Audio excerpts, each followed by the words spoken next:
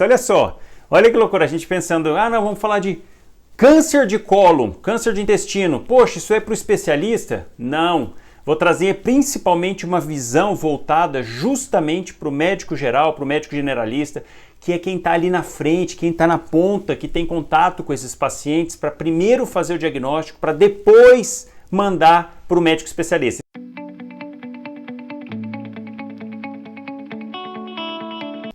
Falar de câncer é uma coisa muito importante para o nosso dia a dia, para a nossa realidade, devido à incidência que vem aumentando cada dia. Então, nós médicos precisamos ter um domínio sobre os principais tipos de câncer.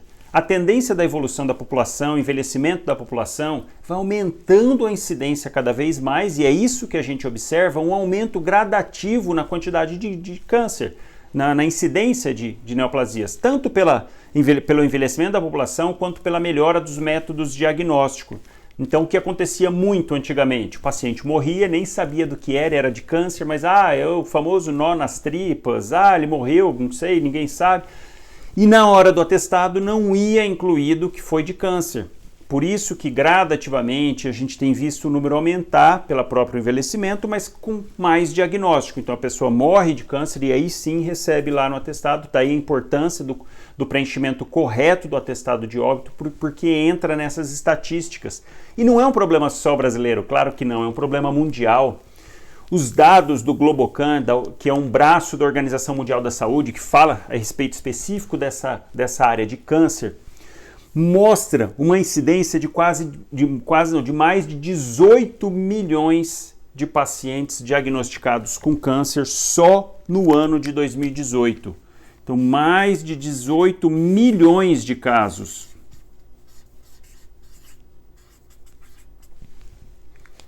É uma doença que cresce ano após ano, com certeza.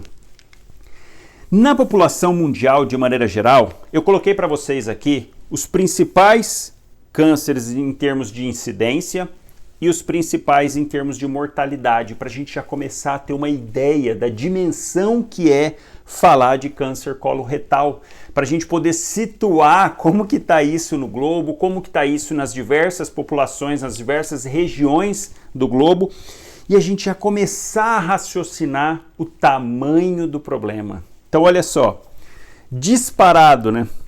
O pior tipo de câncer hoje, na atualidade, é sem dúvida alguma o câncer de pulmão, porque ele é o mais incidente, ele vai um pouquinho acima do número absoluto do de mama, percentualmente segue quase próximo, mas por que eu falo que ele é o pior? Porque ele é o que mais incide, e olha isso daqui, é o que mais mata hoje. Hoje no mundo é o câncer que mais matam as pessoas.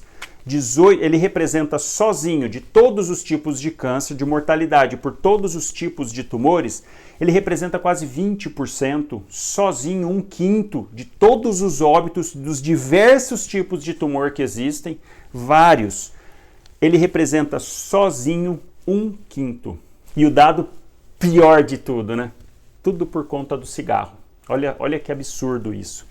E a gente vê, ano após ano, só aumenta a mortalidade de câncer de pulmão.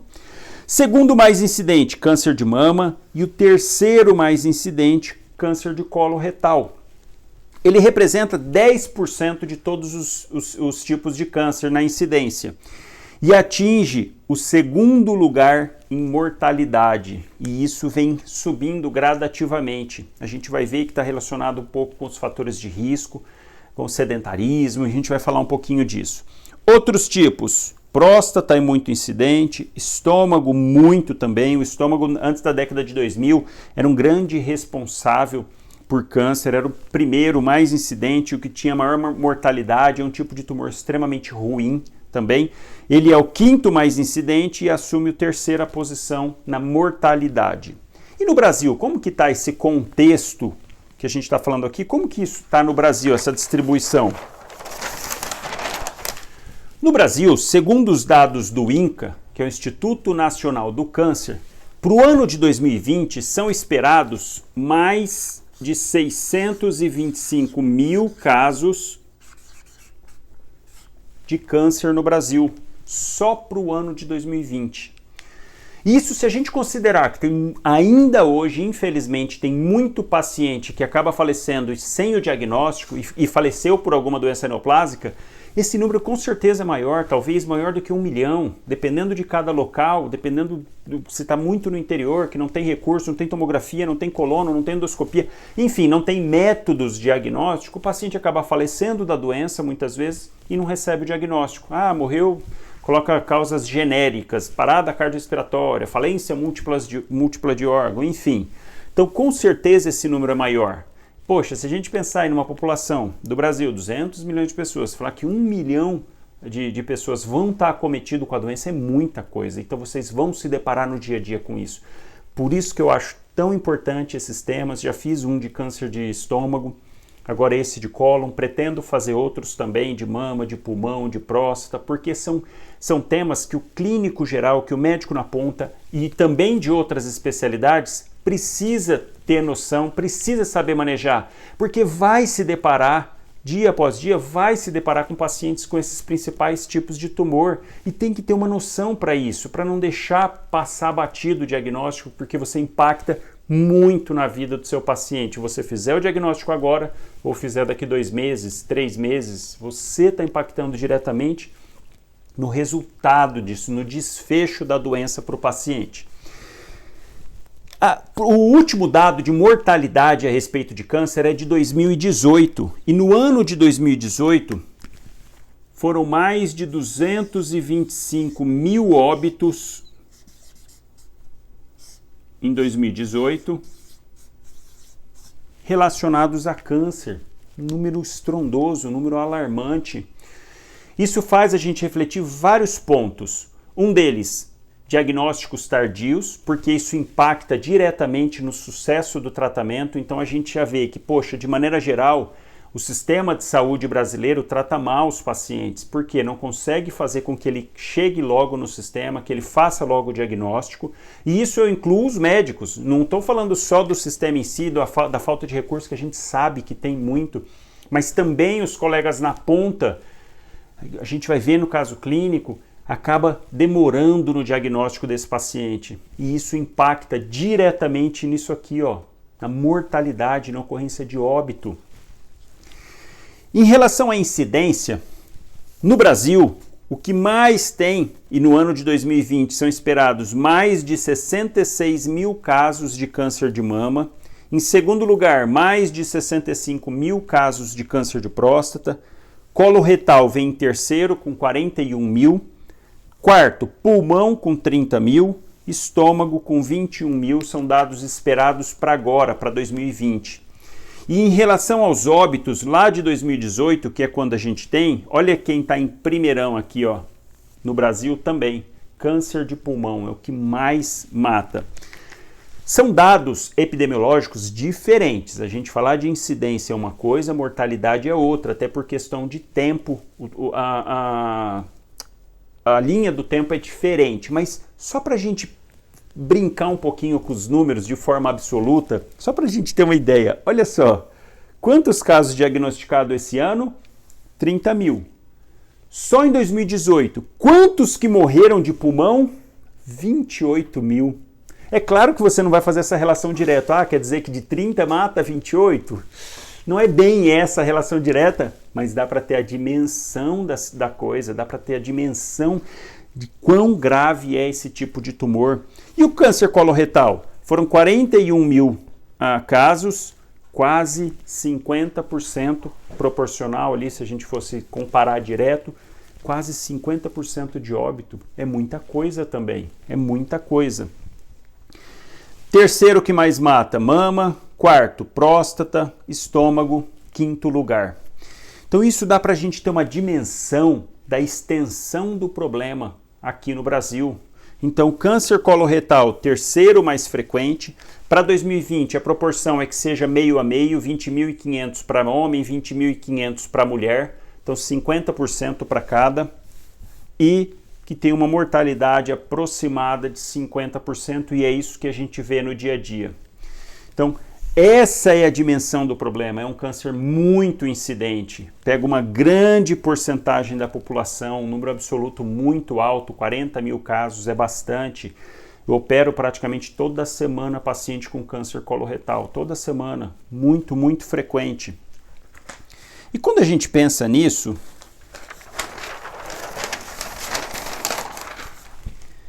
o que tem que vir na cabeça é o seguinte, mas qual que é o grupo de pacientes que tem um risco aumentado de desenvolver a doença? Porque isso ali no dia a dia vai fazer total diferença no seu pensamento.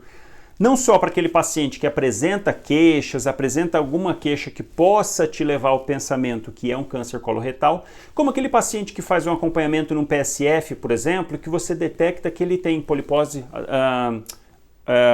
adenomatosa familiar, síndrome de Lynch, teve um caso na família com câncer coloretal em um irmão de primeiro grau abaixo de 40 anos.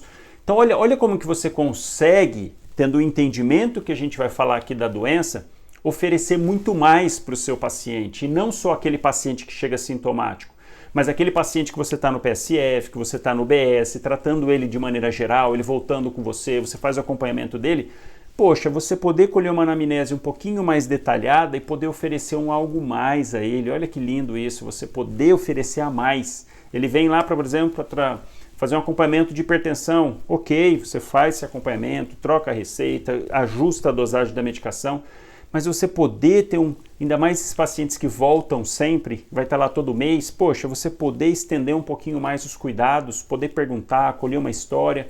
Ah, você tem alguém na família com tumor de colo? Ele fala, teve 2. De colo não, você pergunta de maneira geral, ele fala, teve 2 irmãos que morreram de câncer de intestino. Olha como que você já, peraí, como é que é a história? Olha como que muda o atendimento. Então, isso é importante a gente saber quais os pacientes que têm mais risco, um risco mais aumentado. Por que é uma doença que vem aumentando gradativamente a incidência? Um fator de risco muito importante é a obesidade.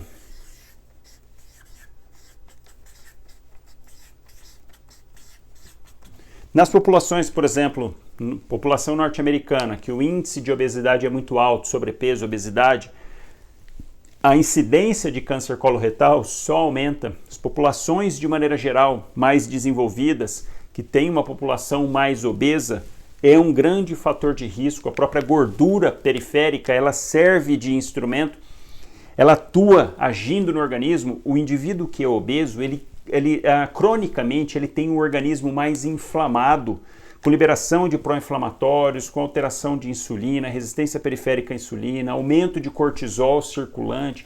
Tudo isso é fator de risco, não só para câncer coloretal, mas aqui especificamente entra muito para isso, como de maneira geral para outros tipos de câncer, que também entram a questão da obesidade. Um outro fator que está muito bem estabelecido para câncer coloretal é o aumento da ingesta de carne vermelha.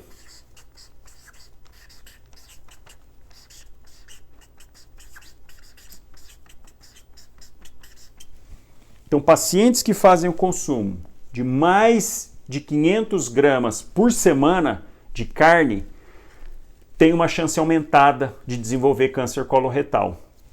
Não só carne, como industriais, embutidos, salame, mortadela, peito de peru defumado, tudo isso que passa por um processo o próprio processamento e as substâncias colocadas lá para manutenção, para não deixar estragar, tudo isso serve de fator de risco para a doença coloretal. E o raciocínio é meio lógico. Se a gente pensar que a ingesta pela boca, ele vai passar lá pelo intestino, quem primeiro vai sofrer, vamos assim dizer, esse contato com essas substâncias é o intestino. Então é lá no cólon que isso acaba se manifestando. Associado à obesidade, o sedentarismo também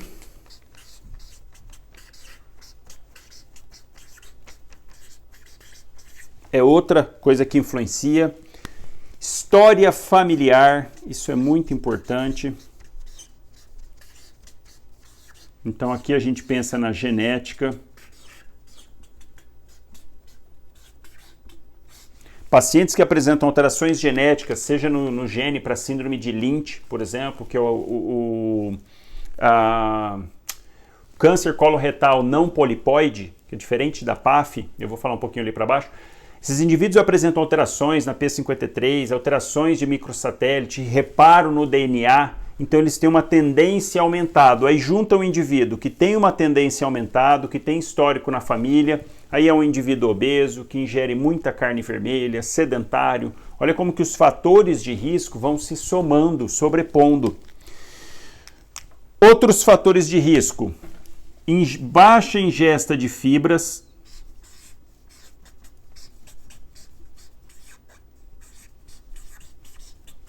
outro que entra em tudo: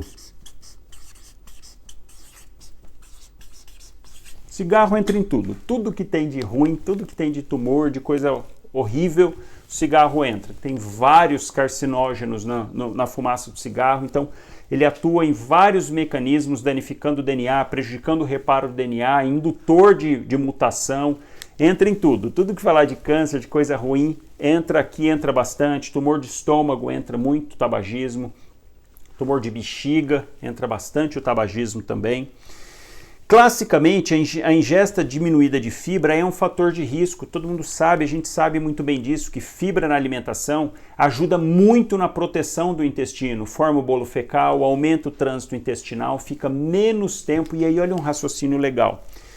Quando você ingere fibra, a fibra fica no bolo fecal, ela absorve água, não deixa as fezes ficarem tão endurecidas, então isso faz o intestino fluir melhor, funcionar melhor.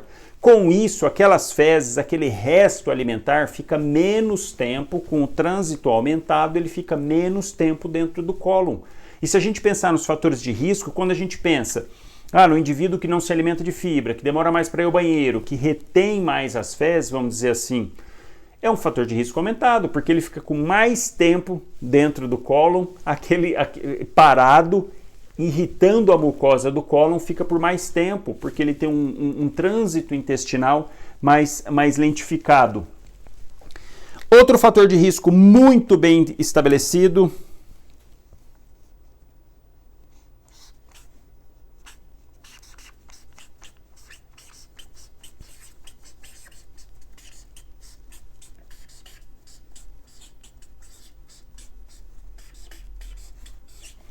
as doenças inflamatórias intestinais. Doença inflamatória intestinal, falando de quem especificamente? Doença de Crohn e retocolite ulcerativa. Isso é um conceito para vocês. Qualquer local que tenha inflamação, seja no cólon, seja na pele após uma queimadura, seja no colo do útero lá com HPV, com o vírus irritando a mucosa, seja o H. pylori dentro do estômago também causando alteração ali na mucosa, todo local que tem processo inflamatório naquele local é um fator de risco, de maneira geral, um fator de risco para câncer. Por quê? Porque onde tem processo inflamatório aumenta o índice de replicação celular. Por que está tendo processo inflamatório, irritação, atração de células de defesa, troca, aumenta o índice de proliferação celular naquele local, para reparo daquela inflamação. Se um local que não tem inflamação ao longo de um período, vamos dar números para ficar mais fácil para entender. Tem um local que não tem inflamação alguma. Ao longo dos anos, ele sofreria 10 replicações celulares, vamos falar assim, para repor ao longo do tempo. Ficou velhinha a célula, troca. Ficou velhinha, troca. Trocaria 10 vezes, um exemplo. Um local que está extremamente inflamado, e aqui entra uma doença de Crohn, por exemplo, uma retocolite ulcerativa, naquele local que está inflamado, isso aumenta muito. Ao invés de trocar 10 vezes ao longo daquele mesmo período, não, troca 100 vezes. Agora eu pergunto, um local que trocou 10 vezes a célula, o outro que trocou 100 vezes, qual desses dois tem uma chance aumentada de, na hora de trocar essa célula, na hora da mitose, que a gente sabe que tem a divisão do material genético para poder jogar para outra célula. Ele duplica e depois joga para outra célula. Se está tendo isso muitas vezes, repetidas vezes, é muito maior a chance de, na hora de fazer essa replicação, ocorrer uma mutação. Então, o local que proliferou 10 vezes tem um número tanto de mutação, que o organismo acaba corrigindo. Agora, um lugar que é 100 vezes, 1000 vezes essa troca, poxa, aumenta muito a chance. E olha um outro detalhe, né? Uma coisa é a célula se duplicar em meio natural. Tá ali, envelheceu, faz apoptose, gera outra célula no lugar e repõe. Isso é uma coisa. Agora imagina aquela loucura que está num processo inflamatório, cheio de enzimas, cheio de pró-inflamatórios, cheio de substâncias derivadas do ácido araquidônico, leucotrienos, enfim, tá aquela loucura para poder reparar aquele tecido. Olha só, além da célula se replicar muito mais, ela se replica muito mais rápido, naquela loucura, naquele frenesi, aumentando ainda mais a chance de fazer mutação. Por isso que esse conceito vocês vão levar para a vida. Qualquer local que tenha inflamação crônica é um fator de risco para câncer, independente do local. O cara que sofreu queimadura na pele, depois de 30, 40 anos, aumenta a chance ali, porque teve que fazer reparo, teve um processo inflamatório, a cicatriz não fica a mesma coisa, aumenta a chance de fazer um SEC na pele, úlcera de Marjolin. E assim por diante. Então, doença inflamatória intestinal entra porque é uma coisa, uma situação que está inflamando o intestino. Então, isso já aumenta a chance de uma célula ali replicar errada. Outra coisa que está relacionado também, consumo excessivo de bebida alcoólica.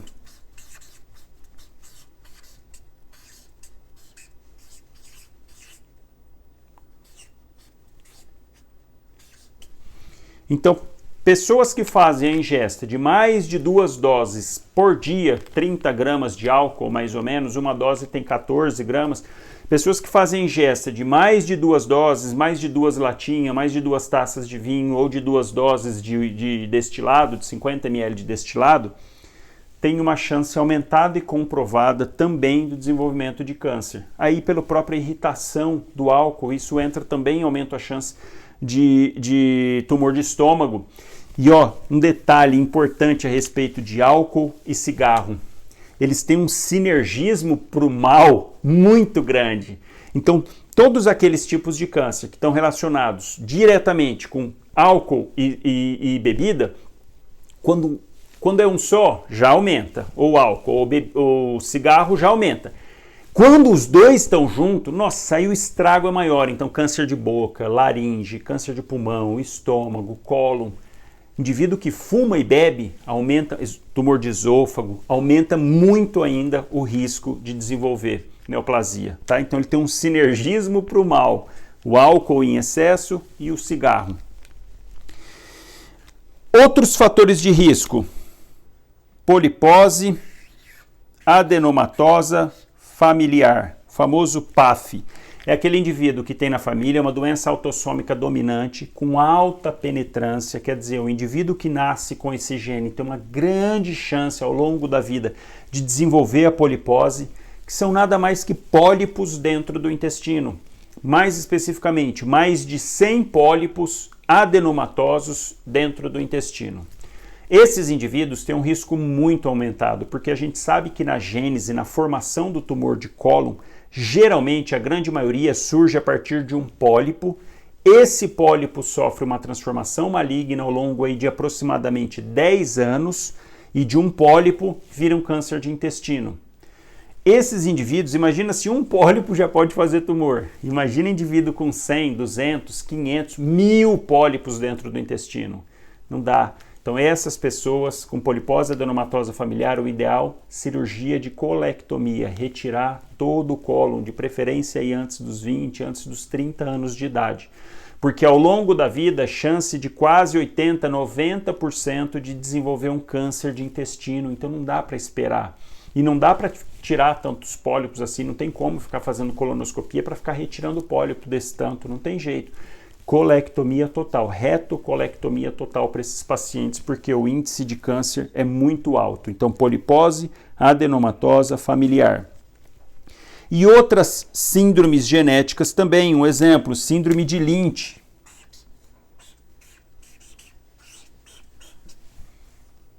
Também chamada de HNPCC. Câncer coloretal hereditário não polipoide. É quando o indivíduo tem uma tendência genética, uma alteração nas estruturas de reparo do DNA, que ele não consegue fazer esse reparo e ele tem uma característica de formar câncer no intestino de maneira direta, sem formar um pólipo. Isso tem os critérios da síndrome de Lynch, tem síndrome de Lynch tipo 1, tipo 2, tem os critérios para isso, parentes de primeiro grau, abaixo de 50 anos que tiveram câncer coloretal, a gente acaba incluindo e dá para fazer o teste genético e detectar a alteração do APC, que é o gene responsável pelo reparo do DNA relacionado com isso. Então, esses são os principais fatores de risco. É isso que você tem que estar atento quando você estiver de frente com o paciente, além daquele que chega com as queixas habituais, que a gente vai falar então, aquele paciente que você está acompanhando, que você colhe história e vendo, está acompanhando diabetes, está acompanhando hipertensão, acompanhando outras doenças, fica um pouquinho atento pela própria história. Ah, doutor, vixe, meu irmão, minha mãe teve tumor no intestino, morreu, vixe, estava tudo espalhado. Olha como se, dois parentes de primeiro grau, um deles menos de 50 anos, pode incluir aqui nos critérios de síndrome de Lynch. Será que não vale a pena investigar já esse paciente, mesmo sem ele ter sintoma? E, na verdade, essa é a orientação da Organização Mundial da Saúde. Pacientes de alto risco, médio para alto risco, eles recomendam o rastreio de tumor de cólon em todos acima de 50 anos. A gente vai falar disso ali na frente, que aqui, especificamente no Brasil, é um pouquinho mais complicado, é uma situação mais delicada para a gente tentar contornar no nosso dia a dia. Mas, se você que está lá na ponta, se você que está de frente com o paciente, já tem essa mentalidade, você consegue pelo menos oferecer algo mais para o paciente. A gente sabe que ele vai ter dificuldade, você pede uma coluna, não faz, demora um ano, enfim. Mas se você lá na ponta já tiver essa noção, essa consciência e poder orientar o paciente, com certeza vai impactar, vai mudar na vida dele. Ele pode até demorar um pouquinho a mais, mas com certeza vai demorar menos do que se ninguém tivesse falado nada. Enfim, tem que ficar atento quando estiver de frente com o paciente para os principais fatores de risco relacionados com câncer de cólon, com câncer de intestino. Tá legal, eu já sei que o paciente, quais os pacientes que têm um risco mais aumentado. Já vimos que é um baita problema aqui no Brasil, não só no Brasil como no mundo. Hoje, segundo imortalidade, é um tipo de câncer que só vem subindo porque está relacionado com os fatores de risco, sedentarismo, obesidade, ingesta de produtos industrializados. Tá bom, mas quando que a gente vai levantar a hipótese? Quando que a gente vai suspeitar, quando estiver de frente com o paciente, de que possa ser um câncer de intestino? Isso é importante porque a gente vai ver que ao final da aula, quando eu mostrar o caso clínico, mostrar os casos clínicos, vai parecer meio óbvio, falar, poxa, mas não é. Eu recebo toda semana, dia após dia, pacientes com diagnóstico tardio, muito tardio, e às vezes que procurou atendimento várias vezes, e quem estava na ponta atendendo não se atentou para a possibilidade de tumor de cólon. Então parece, ao final a gente vai ter essa impressão de que parece que é uma coisa mais óbvia, mas que no dia a dia não. Até por isso que me motivou a trazer esse tema. Por quê? Igual eu falei, os 5 principais tipos de câncer, incluindo aqui no Brasil, eu pretendo fazer essas lives, porque é um serviço que a gente faz para a população. Quem está na ponta é que faz o diagnóstico, não é especialista. Para mim já chega o paciente com o diagnóstico feito, e às vezes demorou um ano para poder fazer o diagnóstico. Para a gente poder entender, e vocês, para guardarem isso, para entender e não precisar ficar decorando, não, vamos entender aqui, os sintomas mais frequentes que esse paciente vai apresentar e por quê. Olha um dado muito interessante. Aqui está o cólon ascendente, transverso, descendente, sigmoide e reto. A grande maioria dos tumores coloretais, que já inclui o reto e o cólon de maneira geral, estão justamente do lado esquerdo. No lado esquerdo, então, representa 75%, 3/4 de todos os intestinos de cólon, de todos os tumores de cólon, 75% é desse lado. E o restante, transverso, ascendente e seco, os outros 25%.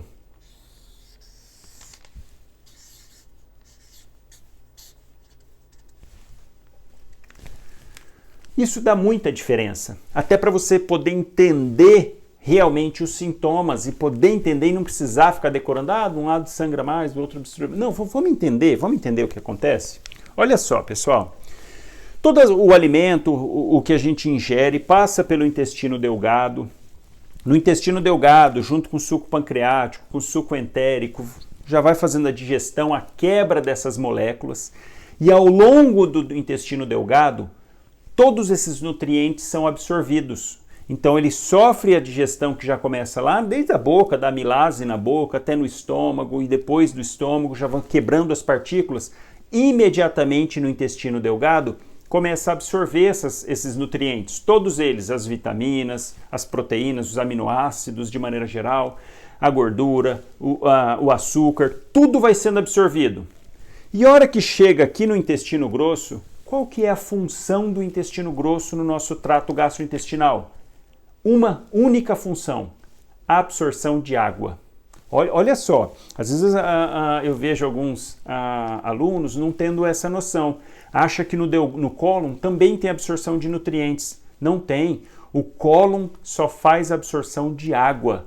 Então ele vai absorvendo a água ao longo do trajeto, e aí para formar o bolo fecal com as fezes, para ele recuperar aquela água que foi jogada lá dentro junto com as enzimas digestivas, junto com a saliva, junto com o suco gástrico, suco pancreático, 2, 3 litros aí por dia de produção de líquido. Imagina se fosse mandado embora, a gente ia viver no banheiro, e é isso que acontece quem faz colectomia total, que eu vou falar depois. Muita diarreia, porque no intestino fino tem muito líquido, vai produzindo ali, e aí ao longo do cólon ele passa a absorver. E aí a gente já começa com esse entendimento, olha só, então as fezes chegam aqui no seco bem líquidas, muito líquidas. E ao longo do trajeto, vai absorvendo a água e formando o bolo fecal. Opa, só aí já dá para ter um entendimento. Ué, se aqui chega líquido é muito mais fácil de passar, muito mais difícil de obstruir. Agora, nessa região não, as fezes já estão mais enrijecidas, formadas, o bolo fecal já está formado. Então, alterações nessa região vão fechar mais rápido o cólon. Olha esse entendimento. Se aqui está líquido, muito difícil obstruir, fechar, porque o líquido ele passa. Agora, quando está com o bolo fecal formado, não. Se tiver um estreitamento, se começar a apertar a luz do órgão, se o órgão começar a ficar mais apertado, ele vai dar mais sintoma obstrutivo. Então, primeira coisa que a gente já começa a pensar aqui, sintomas relacionados com tumor à direita e sintomas relacionados com tumor à esquerda. E para isso, a gente fica com uma certa divisão de que o lado direito está mais relacionado com sangramento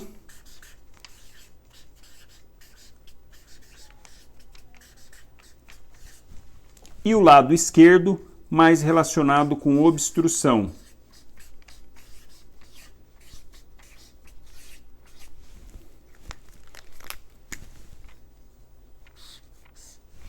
E por que a gente pensa nisso então? Primeira coisa, porque aqui chegam as fezes líquidas. É mais difícil para obstruir. Ela chega e vai passando, enquanto que aqui desse lado não. Ela vai chegar num ambiente já com bolo fecal mais formado, mais difícil de passar. E um detalhe anatômico bem importante, o cólon à direita é muito mais largo do que a esquerda. Por isso, já por si só também, aqui mais largo, aqui mais estreito, poxa, se um local é largo, o outro é estreito, qual que tem maior chance de obstruir, de fechar? O lado que é estreito. Então juntam duas características que predispõem realmente esse lado do cólon de obstruir. É ele ser mais fino, mais estreito e as fezes já bem formadas. Por isso que desse lado o tumor obstrui com mais facilidade. Então aqui os sintomas estão mais relacionados com essa obstrução. Por isso que, o que a gente vai ter de sintoma? Dor abdominal,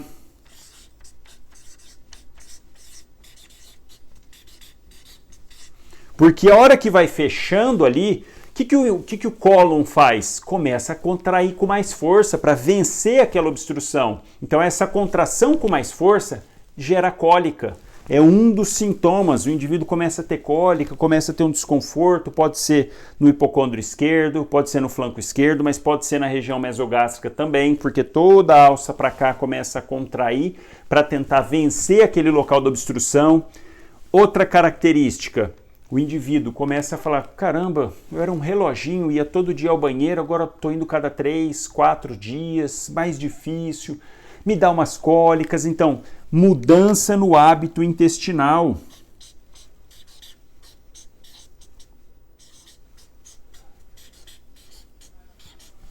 Era aquele indivíduo que tinha um hábito intestinal e começou a mudar, falando, não era, meu intestino trabalhava normal, todo dia, certinho, agora não, ele está começando a ficar mais devagar. Ou até aquela pessoa, eu sempre fui meio constipada, mas de uns dias, de uns meses para cá, isso piorou muito. Você tem que ficar atento, fala, peraí, por que está mudando? Mudou a alimentação? Não, continuo comendo a mesma coisa. Opa, já fica alerta, por quê? Porque você sabe que desse lado... E olha só, 75%, 3/4 das vezes, o tumor vai estar desse lado. Então esses sintomas vão ser mais exuberantes. Um outro sintoma muito interessante que surge é a famosa diarreia paradoxal.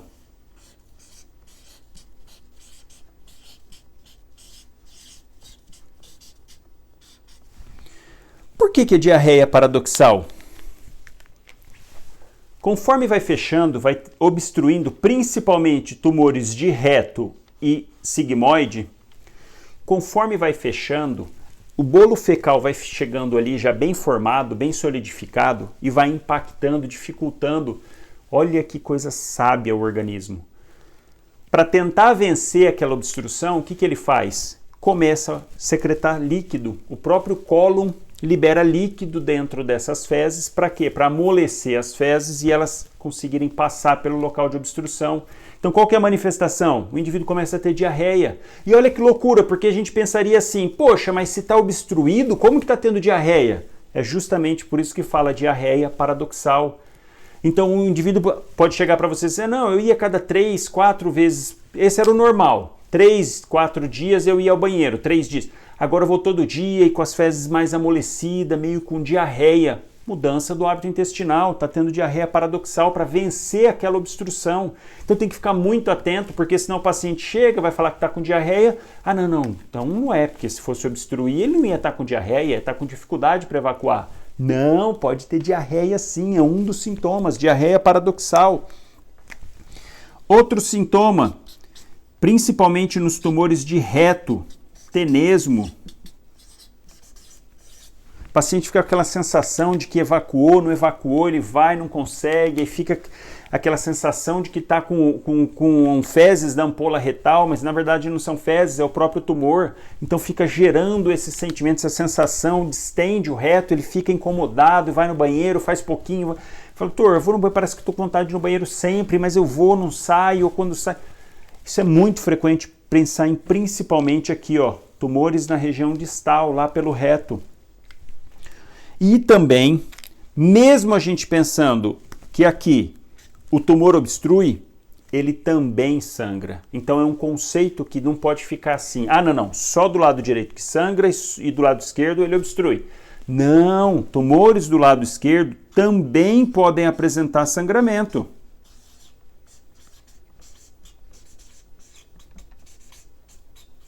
Vamos entender por que tumor sangra? E aí a gente entende aqui e já passa automaticamente a entender do lado direito. O que é um tumor? É uma massa de célula com crescimento desordenado. Naquele processo de replicação de uma célula para outra, ela sofre uma mutação. Isso acontece todos os dias no nosso organismo. A gente tem mutação no corpo a todo instante. Você sai no sol, raio solar na pele, faz mutação de célula da pele, próprio por dentro, reposição celular.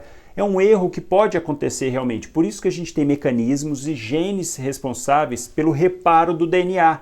Porque ele tenta corrigir essas falhas na hora de replicar as células. E mesmo aquela célula que replica com essa mutação, boa parte das vezes, o próprio sistema de defesa vai e fagocita aquela célula. Então o macrófago passa, verifica que ele tem alterações na membrana com proteínas diferentes, receptores diferentes, porque ele sofreu uma mutação interna, ele manifesta na membrana. A célula de defesa identifica, principalmente o macrófago, vê e vai lá e fagocita, ataca aquela célula cancerígena. Por isso que pacientes imunocomprometidos, pacientes transplantados, HIV positivo, pacientes que têm o sistema de defesa muito baixo, geralmente a doença oncológica explode, prolifera muito rápido. Por conta disso, porque a primeira barreira, o que segura no organismo, é o sistema de defesa. Tanto que hoje está muito na moda falar da imunoterapia. Medicações que você toma ou faz injetável, que ela estimula o próprio sistema de defesa. Ela vai e gruda nas células cancerígenas e mostra para o sistema de defesa. Essa é a base do pensamento da imunoterapia. É você dar uma medicação, que aquela medicação tem afinidade por determinados tipos de tumor, ela gruda na membrana do tumor e sinaliza, fala, opa, olha aqui, ó, para a célula de defesa ir lá e agir. E além disso ainda estimular essa célula de defesa a agir. Olha que pensamento lindo, né? E esse é todas as apostas para o futuro da oncologia seja a imunoterapia. E se Deus quiser, porque menos efeitos colaterais, você consegue estimular o próprio organismo a combater a doença. É bonito isso. Agora olha só, quando vai ocorrendo essa replicação, pode acontecer de uma dessas células se replicarem, mutada, alterada, só que ela ser espertinha e conseguir burlar o sistema de defesa. Então as células de defesa passam, o macrófago principalmente, vai lá, olha para a célula, ele acha que é uma célula normal. E não é uma célula cancerígena, uma célula mutada. E aí o que acontece? Essa célula começa a se replicar, porque ela é uma célula alterada, completamente alterada, parte nuclear, citoplasma, e ela começa a gerar uma célula atrás da outra. E ela vai crescendo, e ao mesmo tempo ela começa a produzir substâncias para fazer neovascularização, quer dizer, para criar vaso sanguíneo, para nutrir o próprio tumor. Essa é uma das características do tumor, de células malignas. Ela tem essa capacidade de, conforme ela vai crescendo, ela vai gerando também vaso sanguíneo para poder nutrir. Por isso que geralmente o tumor é muito vascularizado, muito, porque ele tem uma alta taxa de replicação, então ele começa a gerar um monte de criação de vaso sanguíneo ao redor. Mas olha que loucura, ele começa a gerar também esses vasos sanguíneos todos de forma tudo errada, tudo errática. Por quê? Porque são células erradas, vamos dizer assim. Então começa a ter um monte de vaso sanguíneo, aumenta muito a chance disso sangrar, porque os vasos com a parede danificada, com a parede não totalmente normal, constituída do fisiológico, isso é patológico. Então, aquela área de tumor começa a ter um monte de vaso sanguíneo, mas muitos desses vasos são defeituosos e facilmente eles sangram. Outro detalhe, conforme o tumor vai crescendo, geralmente esse aporte de sangue começa a não dar conta e na parte central necrosa. Olha uma das características de tumor maligno, principalmente de alta atividade metabólica, ele necrosa no centro, porque está crescendo igual louco, desordenado, então o sangue começa a não chegar na parte central, as células centrais morrem. Com isso, expõe os vasos sanguíneos que estavam até ali, predispondo ao sangramento. Então, de maneira geral, para vocês de entendimento, qualquer tipo de câncer tem uma tendência maior a sangrar, pela neovascularização que ele cria, pelo crescimento desordenado. Aí eu falo para vocês o seguinte, imagina então um tumor nessa região que tem essa característica, que está grande, que está obstruindo, que está tampando. Conforme as fezes vão batendo ali nesse tumor e passando, e conforme o próprio cólon vai fazendo, como se macetasse ali as fezes para poder passar, aumenta a chance de sangrar, porque você está mexendo num local que já está tudo cheio de neovascularização, fazendo as fezes passar por ali. Então, com frequência, o indivíduo sangra também. Aqui a característica geralmente é de sangue vivo nas fezes, que sai junto nas fezes, às vezes só sangramento, sem fezes. Então, é uma característica. E por que desse lado a gente fala mais, que tem mais sangramento? Porque desse lado, como ele não obstrui, é mais difícil obstruir, e como o diâmetro do cólon é maior, geralmente, ao diagnóstico, os tumores do lado direito são maiores do que do lado esquerdo, pelo próprio tamanho do órgão, pela própria demora em dar sintoma, então é aquele tumorzão que está muito maior. E se o tumor está muito maior, lembra que ele gerou um monte de vaso sanguíneo, só que tudo desordenado, então ele tem muito mais vasos sanguíneos, mas muito mais falhas, por isso que ele sangra com mais frequência. E aí, geralmente, a primeira manifestação de tumores do lado direito é sangramento. Mas eu destaco para vocês que, na verdade,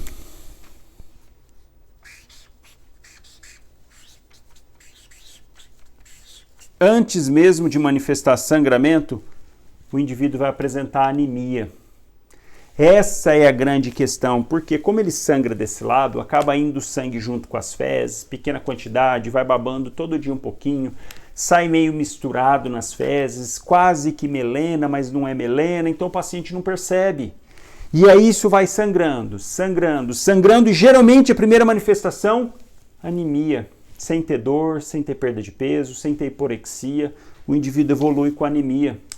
Por isso que a partir de hoje, tenho certeza que quem assistir essa aula vai lembrar para o resto da vida que quando estiver de frente com um paciente com mais de 50 anos e que esteja com anemia, até prova o contrário, precisa descartar tumor de cólon. É a primeira coisa que vai pensar. Não é o mais frequente, realmente tem várias causas de anemia, tem uma aula só sobre os tipos de variados de anemia, mas pacientes com mais de 50 anos, não pode deixar de pensar no diagnóstico diferencial de tumor de cólon e pedir uma colonoscopia. Então, a partir de hoje, vocês não vão mais esquecer disso. Pacientes com mais de 50 anos, que estão com anemia, pensar, por quê? Cresceu demasiado aqui, está sangrando, vai babando, sangrando, sangrando, e às vezes não aparece esse sangramento nas fezes, mas vai manifestar como anemia. Então, muito importante pensar nisso. E aí sim, depois a gente falar de sangramento.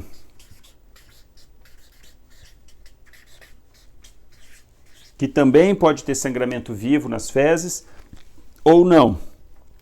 Uma outra característica que tem nesse grupo de pacientes com frequência é sentir uma massa palpável no abdômen.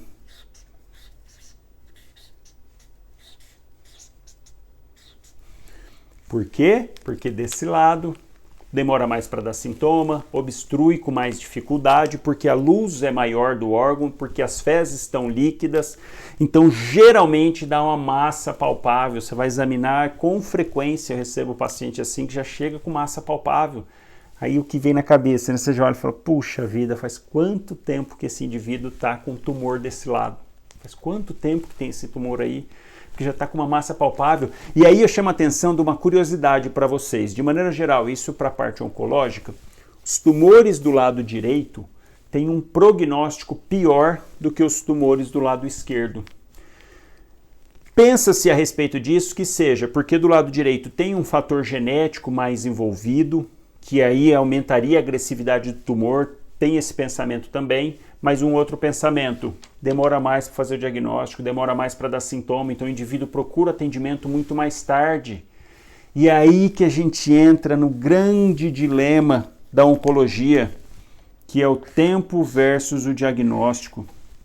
Quanto mais tempo esse indivíduo passa com um tumor, maiores as chances da doença espalhar.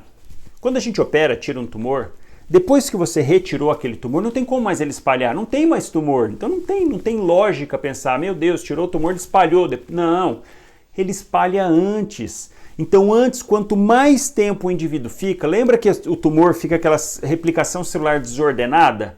E é uma célula em cima da outra que ela acaba descamando. Como ele está cheio de vaso sanguíneo, ela acaba entrando no vaso sanguíneo e migrando, ou pelo vaso linfático. E acaba migrando para outros órgãos. E ela pode, então, parar em algum outro órgão e começar a se replicar, formando a famosa metástase. Então, quando o indivíduo desenvolve uma metástase, operou hoje, daqui a um ano faz uma tomografia, tem uma metástase no fígado. Puxa, a doença voltou. Não voltou, ela sempre esteve lá. No dia que operou e tirou, esse tumor já tinha mandado a célula lá para o fígado. Fez tomografia, olha na cirurgia, não vai ver, é uma célula, um grupinho de células muito pequenas, não vai dar para ver. E aí, a partir do momento que ela começa a se replicar, aí ela aparece no exame de imagem. Então, o que acontece? A gente corre contra o tempo. Falou de câncer, tem que correr para tratar, porque cada dia que passa o indivíduo com tumor, aumenta a chance desse tumor estar mandando célula.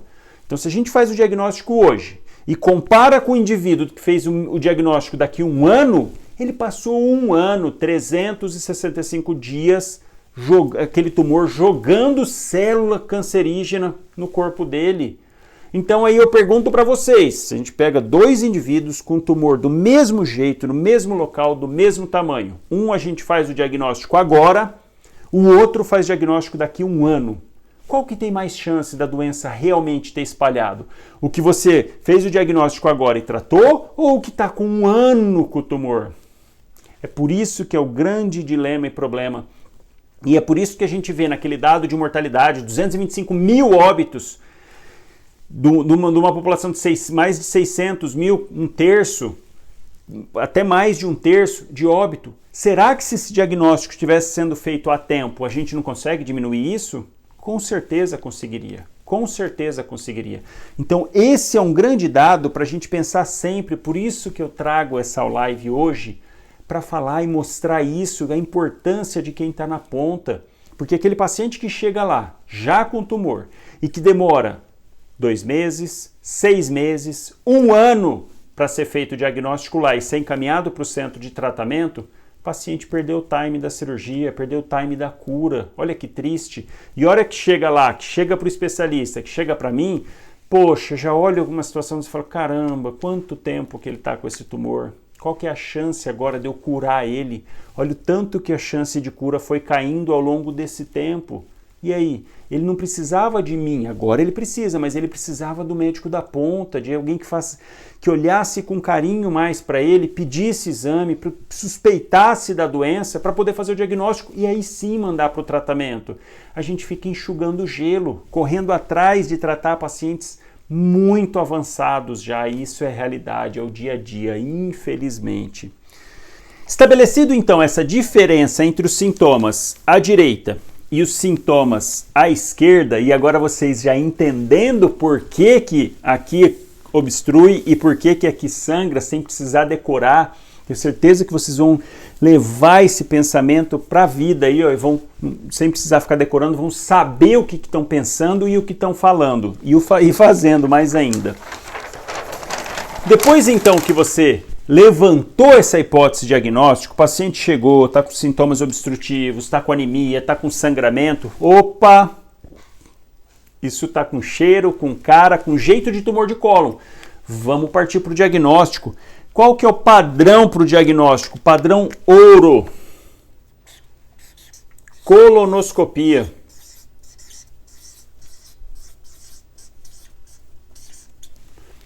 Por quê? Porque você entra com uma câmera, com um aparelho pelo ânus, corre todo o cólon e consegue ver toda a estrutura interna e principalmente fazer biópsia. Isso é fundamental para a diferenciação. Por exemplo, a doença inflamatória intestinal, doença de Crohn, pode simular um tumor, fazer um pseudotumor. Fica um processo inflamatório lá. Já recebi paciente assim, veio uma paciente encaminhada, não, né, mas é uma que eu me lembre das últimas. Paciente encaminhada, tumor no transverso. Fez a biópsia, colite inespecífico, tudo.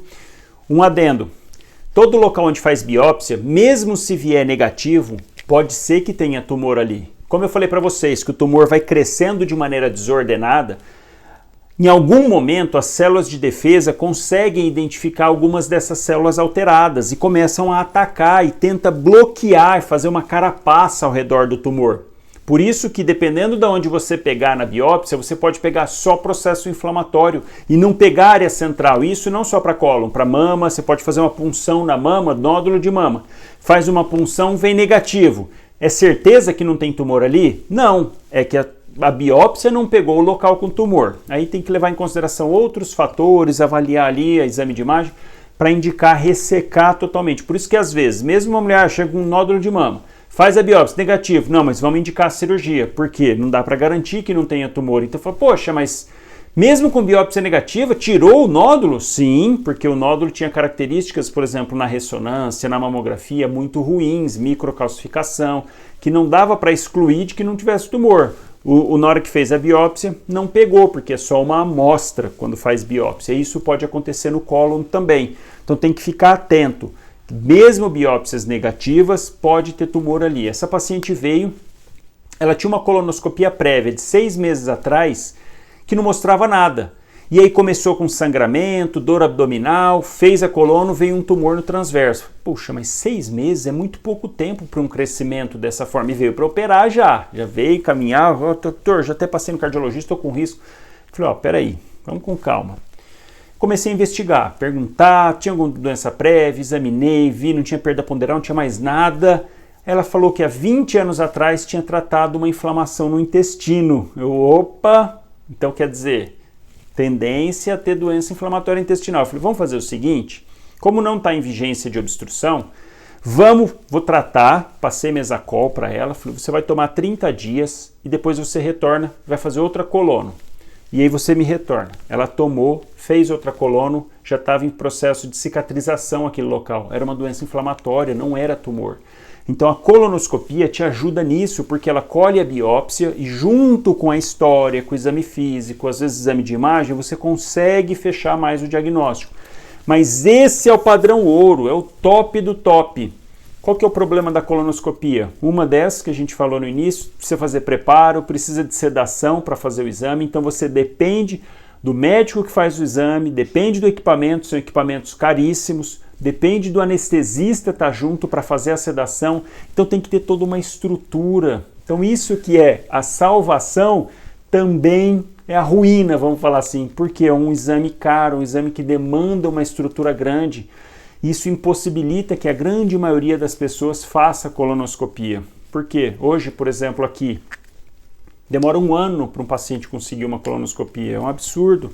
Mas toda a falta de estrutura e tudo mais, então para o paciente conseguir chegar, quando ele faz o pedido, é 1 ano para ele estar fazendo o exame. E aí, depois a gente fica enxugando gelo lá, porque esse paciente perdeu 1 ano de diagnóstico. Esse é um exame muito bom. Outro que você pode lançar a mão, a própria tomografia. Dependendo do tamanho do tumor, ela pode identificar e olhar, falar, ó, tem um tumor aqui no ângulo, tem um tumor aqui no cólon ascendente, consegue identificar dependendo do tamanho. Existem outros exames que servem para rastreio nos pacientes suspeitos, e isso é a indicação da Organização Mundial de Saúde. Pacientes acima de 50 anos, com risco bem estabelecido para tumor de colo, eles recomendam que todos os pacientes façam pesquisa de sangue oculto nas fezes.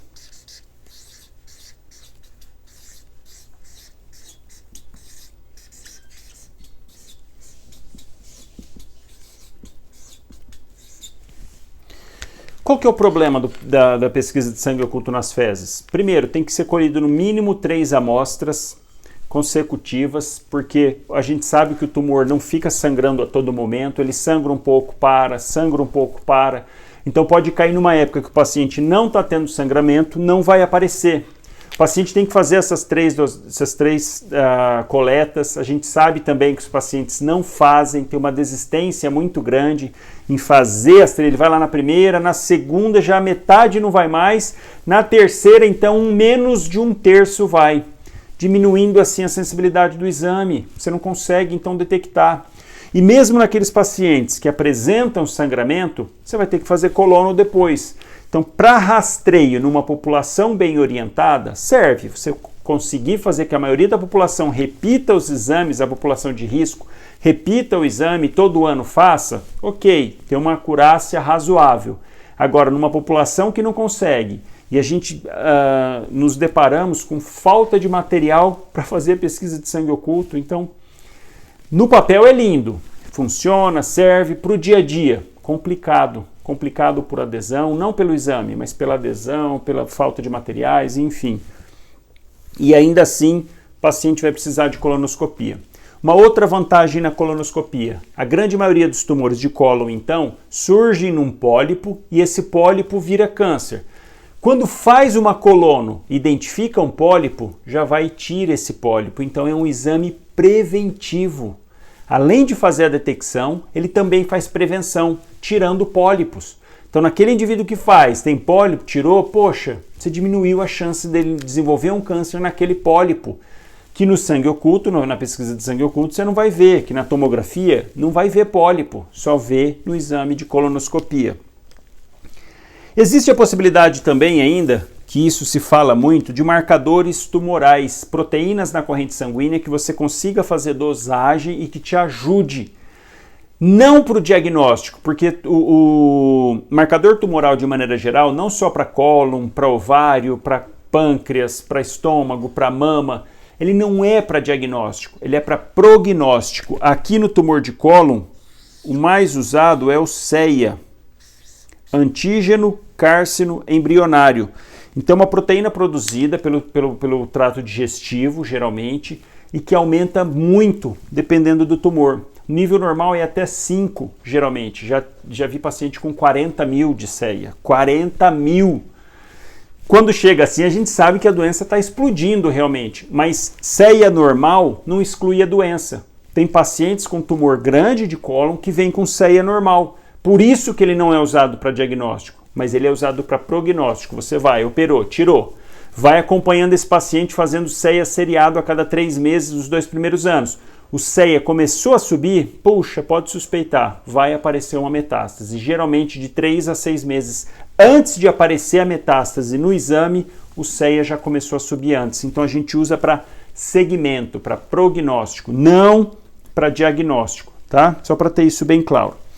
Depois que fez os exames, fez tomografia, tem que olhar os outros órgãos, tem que olhar fígado. É o principal sítio de metástase para tumor de cólon é o fígado. Por quê? Porque toda a drenagem linfática, toda a drenagem hematogênica acontece pela veia porta do cólon. Então, ela, pela porta vai passar pelo fígado. Então, aumenta a chance de fazer meta, mas pode fazer meta para o pulmão, pode fazer metástase para osso, pode fazer metástase cerebral. Mais frequente é no fígado. Todo tipo de tumor, isso para a vida de vocês, a gente classifica os tumores quanto ao T, quanto ao N e quanto ao M. T de tumor, N de nódo, de linfonodo,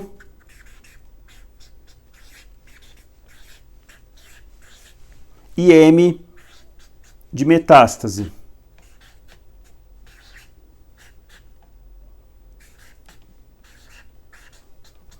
E aí, dependendo da profundidade de invasão do tumor, dependendo da quantidade de linfonodo comprometido pela doença e dependendo se tem metástase ou não, a gente classifica os tumores em estadio clínico, variando de 1 a 4. Quase todos, a grande maioria é isso, de 1 a 4. Tem uns que vão só até 3, mas de maneira geral, de 1 a 4. Então a gente soma o T, o N e o M, tumor, linfonodo e metástase, e estabelece o estadio clínico. E aí sim, esse é o que a gente vai usar, tanto para tratamento, para prognóstico, para saber a possibilidade de cura ou não, taxa de mortalidade depois de 5 anos. Por exemplo, o paciente com estadio clínico 1, taxa de mortalidade de 5 anos, mais de 80% vão estar vivos. Taxa de mortalidade, taxa de sobrevida em 5 anos, mais de 80% no estadio clínico 1. E quando é estadio clínico 4? Menos de 20%, menos de 15% vão estar vivos. Então olha como muda e a gente pensa nisso para direcionar o tratamento. Estadio clínico 1, tratamento é uma coisa. Estadio clínico 4, a gente precisa às vezes ser mais agressivo no tratamento, porque a doença está muito mais avançada, então a gente precisa tentar um resgate com o tratamento. Diminuir a quantidade de tumor, diminuir a quantidade de sintomas, melhorar a qualidade de vida. A gente sabe que algumas vezes isso não é possível, a gente acaba não conseguindo fazer isso. Mas esse é o entendimento, esse é o pensamento. O paciente que chega com fase muito inicial, a gente tende a tratar menos, então só opera e está resolvido. Paciente que chega em estadio clínico 1, dependendo até estadio clínico 2, baixo risco, a gente não faz quimioterapia depois, faz nada, opera, tirou o tumor, pronto, chance de cura quase de 90%. Aqueles pacientes que chegam em estadio clínico 4, não, a gente tem que ficar correndo atrás, às vezes opera para tirar a doença, para diminuir sangramento, diminuir a obstrução, melhorar, para tentar melhorar a qualidade de vida do paciente, mas é claro que depende muito de como ele já está quando chega, e a gente vê cada coisa, vejo muito paciente que já chega muito ruim, tendo pouca coisa para fazer por ele no sentido de ajudar quanto à doença, e aí é só ficar remediando, passando remédio para dor, para vômito, tentando nutrição, enfim, todo o sofrimento que poderia muito bem ter sido evitado lá atrás, que já chegou numa fase que a gente não consegue, fica mãos atadas. Chance de cura com o estadio clínico 4, muito baixa, a não ser que seja uma metástase única, operado, tirado, pode ter chance de cura. Agora que chega já com vários tumores espalhados, não tem como trazer cura mais. Eu coloquei no grupo do Telegram semana faz um mês, eu acho, um tumor de cólon que eu operei, fazia tempo que não via um tumor tão feio. Cólon esquerdo, tomou conta do abdômen, a gente não conseguiu fazer nada, nem desvio, não dava para fazer absolutamente nada, tentamos puxar uma alça aqui, tomado todo o intestino, todo delgado de metástase, você tenta corrigir, tenta fazer, puxamos aqui, fizemos uma ileostomia, muito ruim isso, muito ruim, ter que correr atrás de um prejuízo que foi lá atrás, quando na demora do diagnóstico. E depois que fez então esse estadiamento, identificou, fez o diagnóstico, fez biópsia, viu a localização, viu se tinha espalhado, aí que a gente vai pensar no tratamento. De maneira geral, qual que é o esquema de tratamento? Cirurgia, retirada daquele segmento do intestino, e aqui cabe um adendo da cirurgia ter que ser feita da melhor maneira possível, tirando o tumor sem romper, porque se você rompe o tumor, aí sim ele pode espalhar, e tendo cuidado de tirar toda a drenagem de cadeia de linfonodo. Onco, a gente é maníaco por linfonodo, tem que tirar, tem que entrar ali para remover tudo, porque a gente sabe que isso impacta muito no prognóstico. Olha um exemplo, faço uma colectomia, tiro 5 linfonodos, nenhum vem com doença, nenhum vem comprometido. Olha lá no microscópio, não tem células tumorais naqueles 5 linfonodos. Um outro paciente, eu tirei 50, nenhum veio comprometido. Qual que eu tenho mais certeza de falar assim, não, esse realmente não tem linfonodo comprometido? O que tirou 5 ou o que tirou 50? Poxa, se tirou 50 naquela cadeia ali, limpou, não sobrou nenhum linfonodo praticamente. Se nenhum dos 50, olha o tanto de amostra que você tirou, 50. Chance então de ter realmente algum linfonodo é muito baixa. Agora, se eu tirei só 5, com certeza sobraram outros 45 lá que eu não estou avaliando, então não tem como eu falar. Por isso que para cólon o mínimo são 12 linfonodos. Para você ter uma amostragem razoável, tem que tirar pelo menos 12 linfonodos, porque isso impacta no seu prognóstico. E aí entra naquilo que eu disse sobre quanto mais avançado for o estadio clínico, mais a gente tende a ser agressivo no tratamento, tentando cura. Então, o paciente que chega no estadio clínico 1, só a cirurgia está resolvido. Paciente que chega no estadio clínico 3, quando tem linfonodo comprometido, automaticamente ele vai para o estadio clínico 3. Quando isso acontece, poxa, a chance de ter saído células para outras partes do corpo é muito mais alta do que no estadio clínico 1. Então aí que entra o conceito da quimioterapia adjuvante. Se eu sei que tem linfonodo comprometido, eu sei com certeza que já saiu célula do tumor e foi para outras partes. Uma delas foi para o linfonodo e pode ter ido para algum órgão, fígado, pulmão, osso, cérebro. Fiz exames, não detectou nada nos exames. Mesmo o PET scan, não detectou. Ah, então não tem células, não tem tumor em nenhuma outra parte? Não dá para falar isso, dá para falar que não viu. O exame não viu. Tanto que eu falo isso para os pacientes, eles chegam no tratamento, olha, fez todos os exames, pelos exames, nesse momento, a doença está contida só nesse órgão. Não apareceu doença em nenhum outro local. E eu falo isso, não é que não tenha, o exame não viu. E aí que eu explico por que a gente faz a quimioterapia, dependendo de cada indicação, que eu vou indicar para fazer a quimio. Eu falo, olha, a gente tirou, mas tinha já ínguas comprometidas. Igual o íngua dá no pescoço, a gente tem por dentro. Até explico assim para ficar mais fácil para o paciente entender. A gente tem íngua por dentro e essas ínguas dão uma indicação boa que se a célula do tumor já começou a querer jogar a célula para outros lugares. Se tem essa íngua comprometida, não tem como a gente saber se foi célula lá para o fígado, para o pulmão. Para isso entra o conceito da quimioterapia. O que é quimioterapia? Um remédio, faz no soro, dilui, faz na veia, corre no corpo inteiro. Onde tiver célula tumoral, ela tem uma chance razoável de atacar, combater e matar essa célula antes que ela se prolifere e vire um novo tumor. Qual que é um problema de quando o tumor está grande, por exemplo? Por que só com a quimioterapia, para esse tipo de tumor, para tumor sólido, que a gente chama, ele não cura? Porque a quimio não consegue acertar o centro, geralmente, do local. Imagina, tá todo aquele bloco de tumor, cheio daquelas células desordenadas, vaso sanguíneo, tudo daquele jeito. A medicação acaba não atingindo todas as partes. Ele consegue fazer regredir, mas raríssimo de fazer sumir por completo só com a quimioterapia. Não, você tem que tirar, remover aquele local. Então aqui entra o conceito de quimioterapia adjuvante, quando a gente pensa que possa ter células espalhadas por outras partes. Qual que é o principal indicativo? Presença de linfonodo comprometido, é uma delas, né? E aí cabe um adendo aqui, que isso eu acho importante para vocês terem esse conhecimento. para aqueles tumores de reto, que você toca o paciente e consegue identificar a lesão, esses pacientes a gente inverte o tratamento. Para esses pacientes a gente oferece a quimioterapia antes de operar. Por isso que ela é chamada de quimioterapia neoadjuvante, junto com radioterapia nesse momento concomitante. Por que a gente faz isso? Por dois motivos. Primeiro, às vezes o tumor é tocável, mas ele tem uma distância razoável da borda anal. E aí, se eu fosse operar de imediato, ia ter que fazer a cirurgia de Miles, tirando o ânus. Quando eu faço a neoadjuvância, pode ser que o tumor regrida mais e dê um espaço para poder fazer a anastomose e não precisar fazer a amputação abdômeno-perineal de reto, não precisa tirar totalmente. A gente consegue dar margem fazendo neoadjuvância e melhora também para a cirurgia porque diminui o tamanho do tumor, fica mais fácil para remover ele inteiro da pelve. Então, quando é tumor de reto médio ou baixo, tocável, a gente indica antes rádio e quimioterapia e cirurgia depois, podendo ou não optar por fazer Miles. E a grande questão do tratamento é justamente isso, doença localizada com doença disseminada. Aquela doença que já espalhou, a gente vai correr atrás aí para enxugar gelo, tentar resolver, tentar melhorar, obstruir, vamos fazer uma colostomia, vamos fazer quimioterapia antes, tentar regredir, opera depois, vamos correr atrás, aí tentar tirar metástase quando dá, quando é metástase em local que dá para ressecar, por exemplo, no fígado.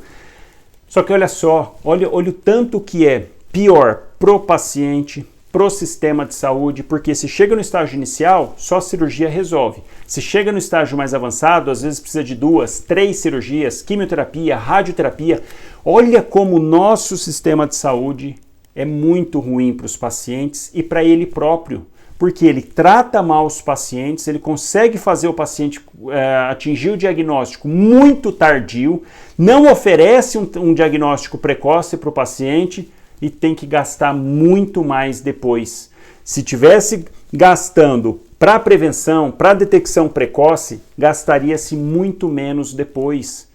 Por isso que a gente tem que ter esse entendimento que o sistema realmente é falho, mas que nós, médicos, temos um peso muito importante para o paciente da ponta, porque a gente pode determinar para ele lá, a gente pode amenizar todo o sofrimento que traria para ele, a gente melhorar para o sistema de saúde, porque se você consegue detectar precoce, gastar menos na hora do tratamento, teoricamente sobraria mais dinheiro para investir justamente aqui. E esse seria a saúde inteligente, a gente cada vez mais gastar com prevenção e detecção precoce e não com tratamento. E que são tratamentos caros, muito caros, medicações muito caras, radioterapia é muito caro, aparelho caríssimo, coisa de milhões um aparelho de radioterapia. Então vocês vão entendendo a dimensão do problema. O governo, de maneira geral, a saúde, gasta mal dinheiro, gasta já tudo que a gente vê e ouve, enfim. Já não consegue fazer aquele paciente fazer o diagnóstico e tem que ficar correndo atrás, gastando mal ainda para tratar. Puxa, tá tudo invertido, tudo errado. Mas aqui a nossa função, minha função com vocês é de que nós médicos consigamos ter o entendimento que a nossa parte a gente faça bem feito e a gente poder oferecer para o paciente lá na ponta o diagnóstico precoce, ter noção da doença, conseguir trazer esse paciente logo para o especialista. Essa que é a grande questão. E a gente não ficar correndo atrás depois e tentando enxugar gelo. Eu vou aproveitar, pessoal, que a gente está falando sobre isso, que tenho certeza que vocês fixaram, e vou falar de um caso clínico que eu atendi semana passada, para a gente poder pensar e raciocinar. Não é para criticar ninguém, não é nada disso. É para a gente pensar nas ações e pensar de que forma que nós podemos melhorar nós mesmos, a gente refletir sobre isso. Então, olha só. Não é esse o nome, não é Dona Gerondina, mas aqui pra gente é a Dona Gerondina, 67 anos, está com dor na barriga há 2 meses. Imagina você, lá na UBS, lá no seu PSF, na UPA que seja, no local que você atende sempre, então os pacientes você acaba conhecendo os pacientes, voltam sempre, então imagina você estar lá atendendo, chega essa paciente com essa queixa de dor na barriga há 2 meses. As dores são tipo cólica, intermitente, vem e vai, que melhora com o uso de dipirona. A dor geralmente é de fraca, moderada intensidade E de antecedentes, não tem doenças prévias, não faz uso de medicação de uso contínuo, só dipirona quando tem dor, mas antes disso não tomava remédio nenhum. Histórico familiar, histórico de cirurgia, fez uma drenagem de abscesso por queda de moto há 10 anos, então drenou, bateu, fez um hematoma, drenou. Cesariana há 30 anos e não tem história alguma de CA de cólon ou de estômago ou de qualquer tipo de tumor na família. Não tem. Então a gente está de frente com a dona Gerondina, com 67 anos, com essa queixa. A gente já começa a pensar o seguinte: ok, uma dor que é fraca, moderada intensidade, tá, mas fez ela procurar atendimento. Já é um ponto. Você pensar, caramba, mas por mais que seja fraca, moderada, é uma dorzinha que está incomodando, senão ela não teria vindo procurar atendimento. Ok. A gente precisa esmiuçar mais, a gente precisa colher uma história melhor, vamos aprofundar mais nessa dor, vamos pensar mais. Dona Gerondina, mas a dor, ela está relacionada com a alimentação, quando movimenta, quando deita ou quando está em repouso melhora? Ela falou, não está relacionado, às vezes dá uma cólica e melhora. E aí já tem que vir na cabeça, fala, e o intestino está funcionando normalmente? Tá. Não teve mudança, o intestino sempre está do mesmo jeito? Não reparei que mudou não. Está saindo sangue nas fezes? Não. Ok. Então, uma paciente com uma dor, uns episódios de cólica, 67 anos, idosa, não é obesa, não é tabagista, não é etilista, não tem nenhum outro fator de risco, uma dor abdominal. Vamos examinar, no exame físico não tem nada de alteração, não tem nada de coisa que possa a gente suspeitar, uma tumoração, alguma coisa assim. Com essa história, a gente poderia pensar em verminose, muito frequente, para a família mais de baixa renda, pode ser, a gente até poderia pensar nisso, passar um Dona Gerondina, faz tempo que a senhora não toma vermífugo? Faz tempo. Ok, daria para a gente pensar, abordar nisso, porque alguma coisa tem. Mudou de 2 meses para cá, então algo está provocando isso. A gente poderia tender a pensar nisso. Então vou passar sintomático, vou passar um Buscopan. Vamos pensar, pode ser gases? 2 meses, por que mudou se não mudou a alimentação? A senhora mudou a alimentação? Está comendo alguma coisa que não comia antes? Não, está comendo algum suplemento, às vezes tomando uma raizada, tomando alguma coisa diferente que pudesse realmente mudar a flora bacteriana, a flora intestinal. Não está fazendo nada. Ou mudou a alimentação, estou tomando uma vitamina agora que me indicaram, eu faço batida lá, pode estar fazendo intolerância à lactose. Boa parte da população tem pessoas que eu, por exemplo, desenvolvi depois dos 30 anos intolerância à lactose, então tem pessoas que também desenvolvem na terceira idade. Você ficar atento com isso. Olha como que você já envolve mais, conversa, pergunta. Ok, não tem nenhum sinal de alarme, não tem histórico familiar, não tem nada. Então vamos pensar o seguinte, Dona Gerondina, eu vou passar um vermífugo para a senhora tomar, remédio para dor, e a senhora retorna daqui 30 dias, daqui 15 dias, para a gente ver como que tá. Passa o albendazol, passa o Anita da vida aí, nitazoxanida, e pede para ela voltar. Por quê? Olha como que a gente já pensa. Fala, alguma coisa tem. 2 meses começaram os sintomas. Ela não tinha nada antes. Então, só aí já caberia a gente pensar, pode não ser nada? Pode ser isso que a gente falou. Às vezes ela mudou sim algum tempero, algum alimento, alguma coisa. Enfim, poderia ser só alguma coisa. Poderia. Mas já é uma paciente para a gente ficar atento. Idosa. Está tendo dor que não tinha antes. Caberia pedir um ultrassom aqui? Caberia, até para ver se não é cólica biliar, não caracterizou bem, não falou que é pós-alimentação, mas vamos fazer. Às vezes cólica renal, uma pedrinha que está ali, que está impactada, que está trazendo dor, não é bem desse jeito a dor, mas ok, a gente poderia fazer um exame que não barato, relativamente barato, não dói, não submete o paciente a dor nada, então a gente poderia pedir ultrassom. Vamos supor que a gente pedisse ultrassom. E aqui, mais um motivo para ela retornar, para trazer o exame e a gente já aproveitar e ver se resolveu. Então vamos fazer isso. Vou passar para ela lá, albendazol, Anita. A vantagem da Anita é que não precisa repetir a dose depois, né? Você toma 3 dias, de 12 em 12 horas. Então 12 em 12 horas, 3 dias. Faça um pedido de ultrassonografia abdominal. Retorna depois do exame, pelo menos 15 dias. Por quê? Porque a gente vai acompanhar, vai ver, tomou a medicação, não resolveu? Opa, no ultrassom vai vir alguma coisa? Provavelmente? Não, pode ser que venha, mas tá, vamos supor que ela volte, não vem nada no ultrassom. Vamos continuar investigando, porque se ela está com dor é um sinal de alerta. Vamos pedir exame de sangue, 67 anos, vamos começar aí sim, olha como que você começa a se importar mais com o paciente. Se você se imagina nessa posição, no lugar do paciente, com essa empatia, e fala, poxa, se está procurando atendimento é porque está sentindo alguma coisa. 2 meses, mas a dor é fraca, você palpa, ela não sente nada, naquele momento, dona Gerondina, está com dor agora? Não. Tá, mas ela procurou atendimento. Então alguma coisa tem, não passar despercebido, que pra gente, se a gente não tá nem aí, pra gente não vai fazer diferença. Pro paciente vai. Sabe por quê? Porque na verdade a dona Gerondina não chegou assim pra mim. Ela chegou assim, ó. Dona Gerondina, vamos supor que ela retornasse após 6 meses, 8, na verdade foram 10 meses. Eu vou falar desse aqui, depois eu falo realmente como chegou, mas isso aqui é o que ela passou num colega que estava atendendo, ela do interior, de uma cidadezinha pequena, foi várias vezes na mesma médica lá, passou, no início era daquele jeito a dor, foi indo, ela foi retornando lá e sempre falando, gases, passando de meticona, simeticona, passando medicação, passando analgésico e não pedia nada. E ela foi piorando, até que ela chegou desse jeito para a colega, que depois encaminhou, e eu falo o desfecho depois.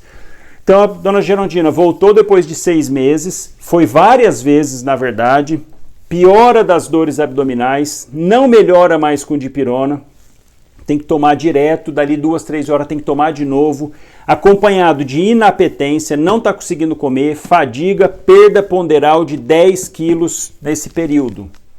Então olha só, foi várias vezes, a dor foi piorando, o estado geral foi piorando, ficando com mais fadiga, não conseguindo se alimentar e dor abdominal intensa. Não teve alteração no hábito intestinal, não teve sangue nas fezes. E é aquela mesma paciente, chegou assim. E aí tem um detalhe a mais aqui, ela chegou com um hemograma, vou aproveitar até para a gente discutir um pouquinho o hemograma. Chegou com um hemograma com 3,14 milhões de hemácia, 6,5 de HB, 24,2 de hematócrito, 77 de VCM, 20 de HCM, 26 de CHCM. Leucócitos 9.000, 100 bastões, neutrófilos segmentados 61, linfócito 14, 771 mil plaquetas. Olha só, pessoal, paciente chegou desse jeito, com esse histórico. Tem mais detalhes que eu vou falar depois, mas imagina você de frente com uma paciente assim, que chega para você com esse hemograma. Qual que é o valor de referência? O que a gente olha primeiro no hemograma? A parte de células vermelhas. Começa com a quantidade absoluta de hemácia por ml, então o normal é de 4 a 5 milhões, ela estava com 3 milhões, quer dizer, já é um número bem reduzido. A hemoglobina é o que a gente vê, parâmetro de 12 a 16 para mulher, para homem 13,5 a 16,5, 17, 6,5 normal, 12, quer dizer, anemia intensa, muito intensa. Hematócrito, que é uma relação aí com a hemoglobina, geralmente é de 3 para 1. O valor da hemoglobina geralmente dá 3, o hematócrito acima. 24, olha o normal, 36 a 46. E aí tem outros parâmetros que estão relacionados com o tamanho da hemácia e com a coloração, que na verdade está relacionado com a hemoglobina. É uma célula diminuída de tamanho porque está com 77 de VCM, que é volume corpuscular médio, que é de 80 a 100. Então a hemácia está diminuída de tamanho, ela pode estar diminuída, que é microcitose, pode estar normal, normocitose ou macrocitose, quando ela está muito aumentada. Baseado nisso, você consegue se pensar mais ou menos nas causas de anemia. As causas principais, anemia ferropriva, anemia de doença crônica, anemia de sangramento, talassemias, são as causas mais frequentes, vamos assim dizer. Alterações mielodisplásicas podem fazer anemia também. A questão que eu quero falar para vocês, chegou com uma anemia intensa de 6,5, muito intensa, paciente hipocorada, células diminuídas, a relação do HCM e do CHCM, que é relacionado com a hemoglobina dentro da célula, o aparelho consegue captar, vamos falar, a cor, quer dizer, essa hemácia está pálida.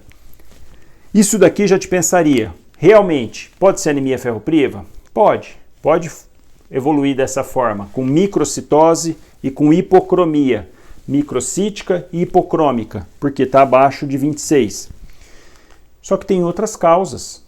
Sangramento pode fazer isso? Geralmente não. Sangramento fica normo, porque está perdendo hemácia. Então, principalmente na fase aguda, o HB vai caindo, vai gerar anemia, mas a hemácia, a quantidade está diminuindo, mas a hemácia está normal, está com a mesma cor, não está faltando hemoglobina ali na hemácia, então dá normo.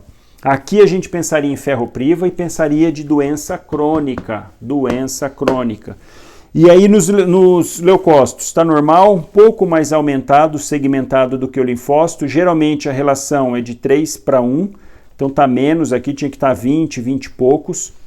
E olha que plaqueta, está aumentado, está com plaquetose, normal é até 350, 400 mil. O que isso daqui pode refletir para a gente? Que essa medula está sendo estimulada a produzir mais células, está sendo estimulada a produzir mais glóbulos vermelhos que acaba influenciando também na plaqueta.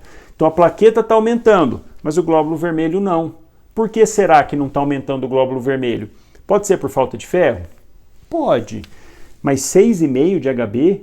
Não, pelo amor de Deus. Paciente com anemia intensa. O que tem que fazer aqui, pessoal? Investigar.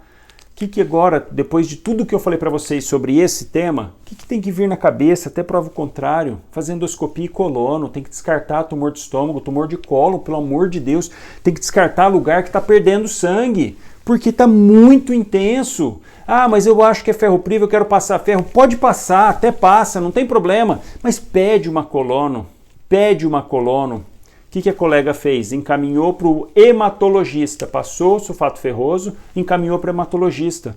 O hematologista olhou isso daqui, falou, peraí, não está batendo, está muito acentuado essa anemia, e com todas essas queixas, perda ponderal, hiporexia, não, está errado isso aqui, e mandou para mim.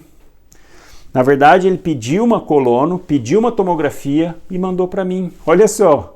Por quê? Aí ele mandou e falou, olha, se caso estiver normal os exames, vai mandar de volta, a gente investiga a medula realmente. Mas isso não bate com alteração hematológica, isso bate com alteração de doença crônica. E aí, olha só, o paciente chegou para mim depois de 1 ano quase, 11 meses de passando lá, 10 a 11 meses, várias consultas, chegou assim, dessa forma, mas em mim ela chegou ainda mais 1 mês e meio. Tinha perdido 25 quilos já e não 10 mais. Em 1 mês e meio a mais, ela perdeu mais 15 quilos.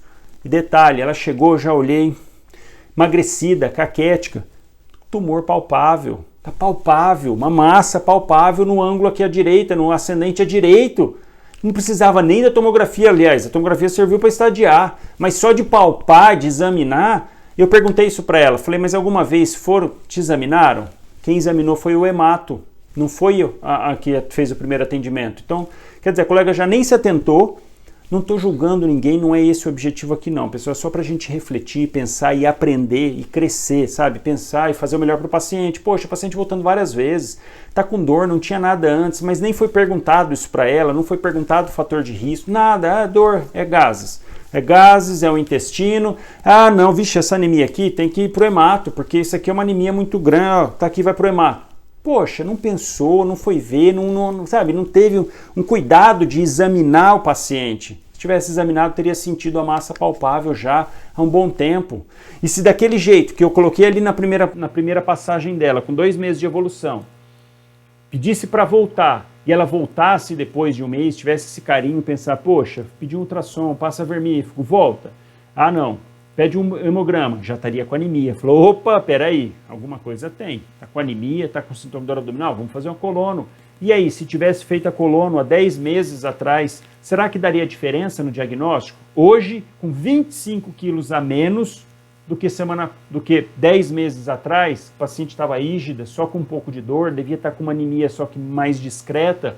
Olha o impacto disso para paciente, para familiar, ficou 10 meses sofrendo, dor, sem conseguir comer, disposição, fadiga, cansaço, 6,5 de HB numa paciente de 67 anos.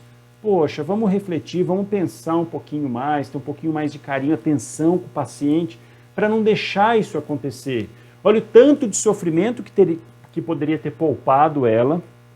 Agora, vou operar, com chance maior dela fistulizar, fazer colectomia direito, se é que sai, o tumor está fixo, na parede abdominal está grudado, a parede ainda dá para tirar, aumentando o risco de fazer abscesso, aumentando o risco de fazer fístula. Olha o transtorno para o paciente, olha o transtorno para o sistema. Sem falar que ficou 10 meses, os exames de estadiamento não mostraram metástase. Não quer dizer que não tenha. Ficou 10 meses ali o tumor, só mandando célula para o corpo, só mandando célula. Tem linfonodo aumentado na tomografia já. Quer dizer, pode ser linfonodo reacional? Pode, mas pode ser linfonodo metastático. Vou tirar na cirurgia. E aí?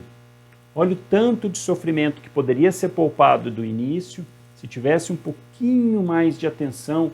E esse é um exemplo de toda semana de paciente que eu recebo assim. Não só de cólon, de estômago, de outros tipos de tumores. Que passaram várias vezes, que foi, e está lá, ninguém, sabe, não examinou, não teve esse carinho a mais. Não pensou, não sabia, talvez, sobre a doença. Enfim, não sei nem o que pensar e não fico pensando com o intuito de crítica, não. É para a gente poder melhorar, o que dá para ser feito para melhorar. E isso que eu estou fazendo aqui hoje é esse intuito, de fazer para melhorar. Tenho certeza que vocês que estão vendo, que assistiram, vão ter uma cabeça diferente, não só para tumor de cólon, como dos outros de maneira geral. E não falo isso porque eu sou onco, não, falo isso pelos pacientes. A gente viu a dimensão da doença, o tanto de doença que tem, tanto de câncer que está surgindo. Por quê? Envelhecimento da população, fator de risco e tudo mais. Então são coisas que do dia a dia, e a gente sabe agora, e vocês sabem do impacto que é para o paciente fazer o diagnóstico no início ou fazer depois. Por isso que eu trago tudo aqui dessa forma, para a gente poder pensar, refletir, crescer, entender, poder oferecer algo mais para os nossos pacientes e a gente sentir essa sim a beleza da medicina, a gente poder ter esse retorno, essa satisfação de estar fazendo bem feito, de estar fazendo legal, de estar com conhecimento, de estar conseguindo atender legal o paciente. E nisso entra também perder a insegurança, perder o medo de atender, porque conforme a gente vai adquirindo conhecimento dessa forma, pensando e conseguindo agir pro paciente da melhor maneira possível, vai passando medo, a insegurança, a gente vai para os locais para atender, querendo que chegue um paciente que a gente consiga chegar a um ataque supra, que chega um IAM, que chega um paciente com um tumor abdominal e a gente conseguir fazer o diagnóstico.